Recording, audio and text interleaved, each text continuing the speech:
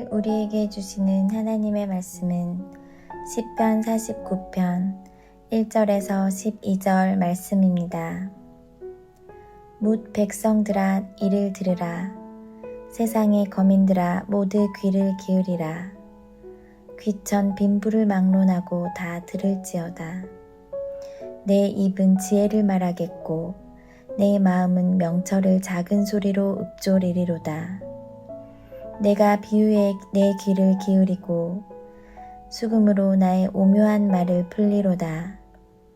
죄악이 나를 따라다니며 나를 애워싸는 환난의 날을 내가 어찌 두려워하랴. 자기의 재물을 의지하고 부유함을 자랑하는 자는 아무도 자기의 형제를 구원하지 못하며 그를 위한 속전을 하나님께 바치지도 못할 것은 그들이 생명을 속량하는 값이 너무 엄청나서 영원히 마련하지 못할 것임이니라.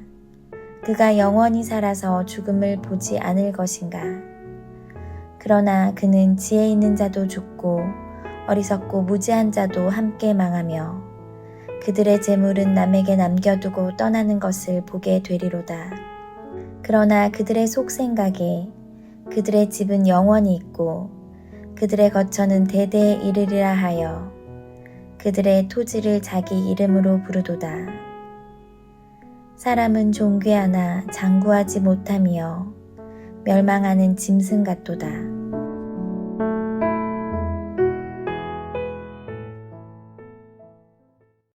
시편 제2권의 시작인 42편부터 시작되었던 이 고라 자손의 시가 이제 오늘 본문인 49편에서 마무리가 됩니다. 49편은 48편의 마지막 구절인 이 하나님은 영원히 우리 하나님이시니 그가 우리를 죽을 때까지 인도하시리로다 라는 주제를 이어가고 있습니다.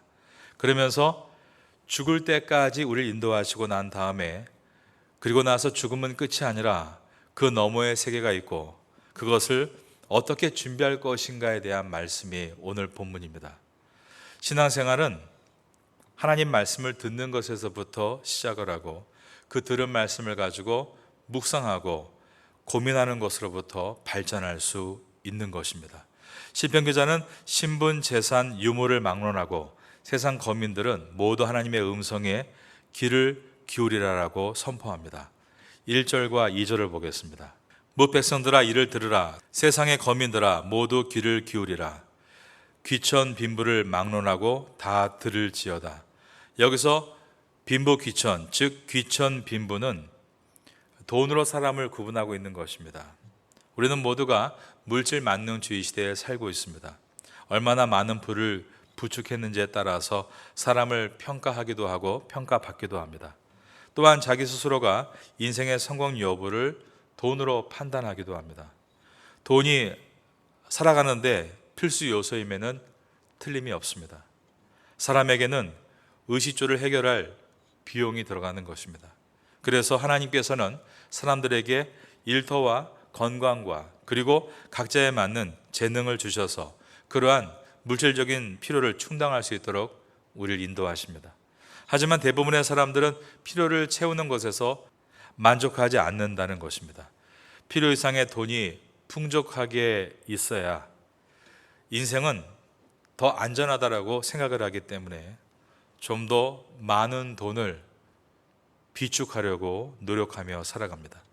2절에 귀천 빈부를 막론하고 그 다음 보니까 다 들을지어다 이 선포의 말씀은 사람이 돈을 가지고 사람을 구분하는 것이 하나님의 말씀을 듣지 못하도록 귀를 막는 원인이라는 것을 말하고 있습니다.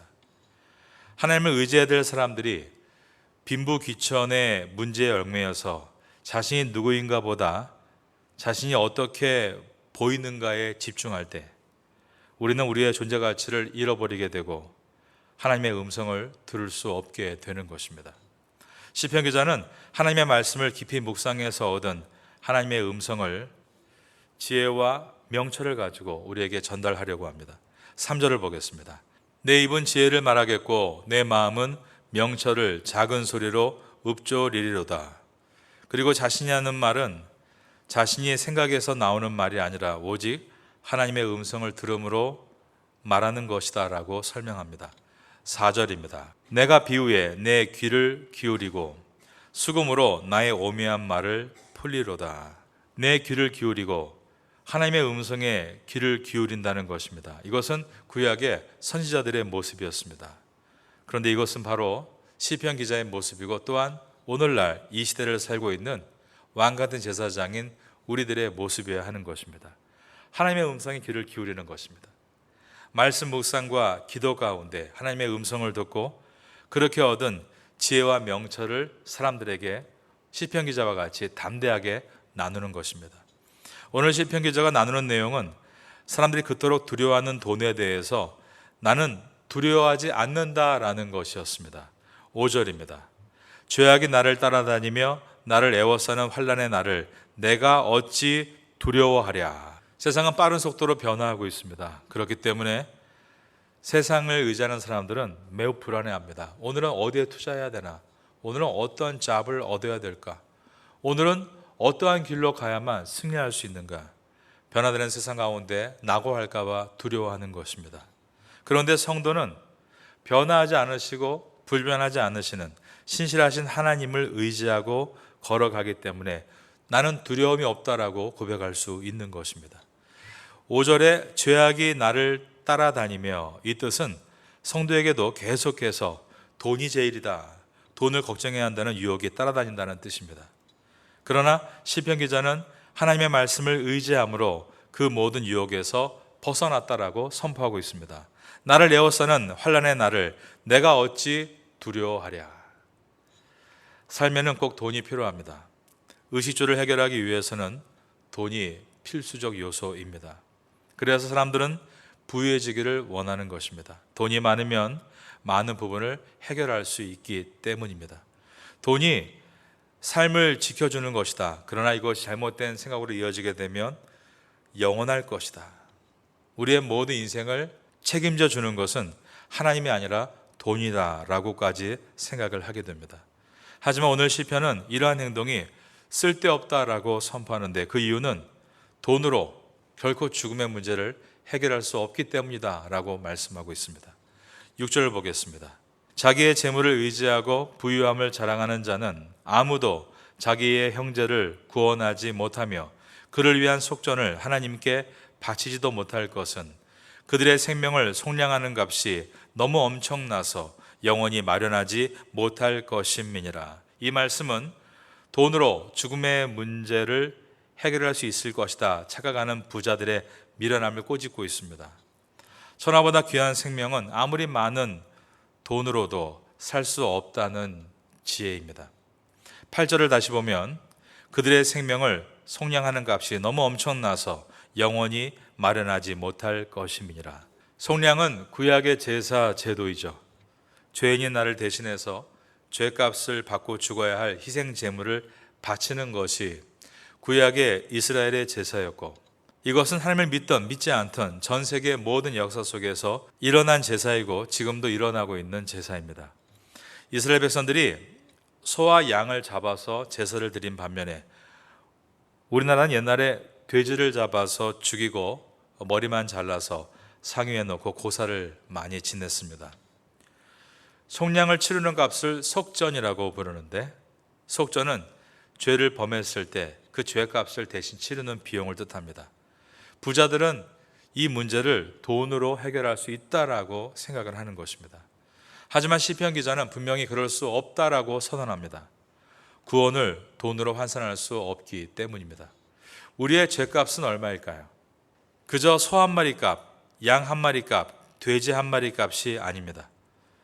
마가복음에 나오는 내용과 같이 돼지 3,000마리 떼가 희생당해도 한 영혼을 구원하는 값으로는 부족하다는 것입니다.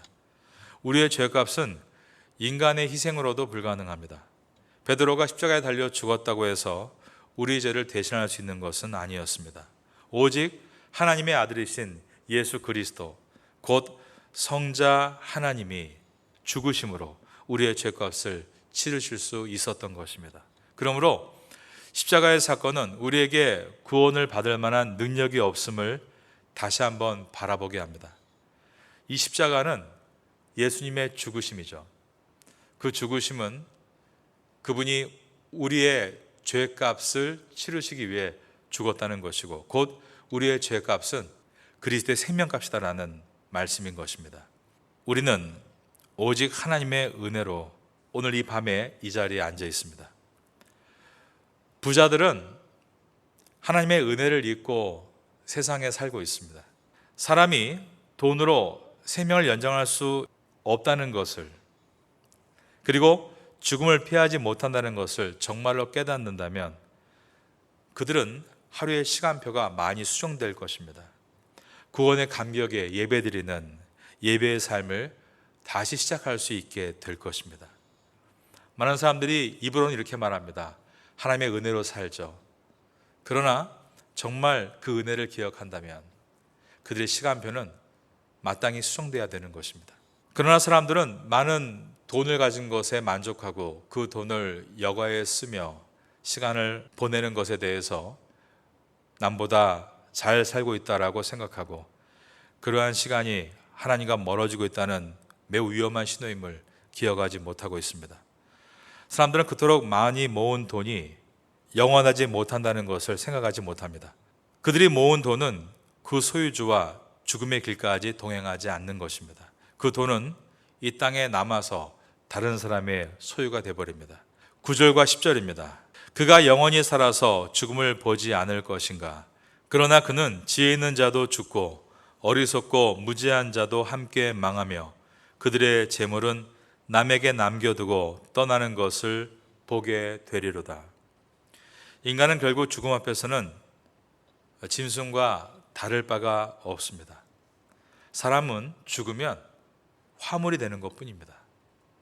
인간에게 구원이 없다면 인간의 운명은 짐승과 다를 바가 없는 허무한 존재이다. 12절입니다. 사람은 존귀하나 장구하지 못하며 멸망하는 짐승 같도다. 지금 누리는 화려함과 풍족함이 내 인생의 전부다라고 생각하는 위험에 대해서 우리가 다시 돌아볼 수 있어야 됩니다. 많은 사람들이 돈을 좀 많이 벌기 시작하면 하나님과 급격하게 멀어집니다. 그리고 돈의 노예가 되어버립니다. 그래서 결국 돈을 가지고 하나님께 드리지도 못하고 그 돈에 매여 살게 되는 것입니다. 그러나 그 돈을 가지고 영원한 삶을 살 수 없다는 것을 기억할 수 있다면 우리의 이 요한의 인생 가운데 우리가 어떻게 살아야 되는가에 대한 새로운 질문을 던질 수 있게 되는 것입니다. 성도는 죽음이라는 필연적인 운명에 대해서 많이 생각하는 사람입니다. 죽음의 건너편에 있는 주의 나라까지 바라볼 수 있는 눈을 가진 사람들이 성도입니다. 그렇기 때문에 요한의 인생에서 우리의 하루의 시간표가 어떻게 가야 될지를 생각하는 사람들이 바로 성도인 것입니다. 하나님께 받은 은혜를 가지고 이 땅에서 많은 사람에게 주님의 사랑을 나누고 헌신하며 희생하며 그 은혜가 이 땅에 가득한 것이 하나님께서 하늘 보좌에서 기뻐하시는 일이고 우리가 주의 나라에서 받을 상급임을 기억할 때 우리는 이 땅에서 매우 값진 은혜 인생을 살게 되는 것입니다. 우리가 알고 있는 속담 가운데 이런 말이 있습니다. 물에 빠진 사람은 지푸라기라도 잡는다. 목숨이 위태로울 때 다급함에 대한 이야기입니다. 하지만 여러분, 정말로 살기 위해서는 지푸라기를 잡아서는 안 됩니다. 물에 빠져서 지푸라기를 잡는 것은 생명을 살리는 것이 아니라 살아보려고 하지만 결국 죽는 행위밖에 되지 않습니다. 정말 자기의 생명을 살리기 위해서 우리가 이 땅에서 잡아야 될 것은 지금 잡고 있는 헛된 지푸라기를 버리고 예수 그리스도를 붙들어야 되는 줄로 믿습니다. 예수님을 붙드는 것, 바로 이것이 성도가 얻은 가장 큰 축복인 것입니다. 오늘도 이 밤 가운데 우리가 붙들어야 될 분은 돈이 아니라 예수 그리스도인 것을 기억할 수 있다면 우리는 삶에서 많은 새로운 지혜를 만날 수 있게 되고 멋지고 아름다운 인생을 걸어갈 수 있게 될 줄로 믿습니다.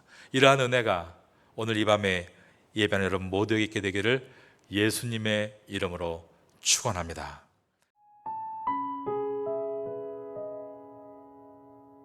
지금은 함께 기도하는 시간입니다. 3월의 공동 기도 제목은 첫째, 말씀과 기도의 자리에 서게 하소서. 둘째, 사랑과 섬김의 자리에 서게 하소서. 셋째, 고난주간 말씀 사경회를 잘 준비하게 하소서. 넷째, 부활주일 세례 예식을 잘 준비하게 하소서. 말씀을 붙잡고 기도하는 귀한 시간 되시기를 소망합니다.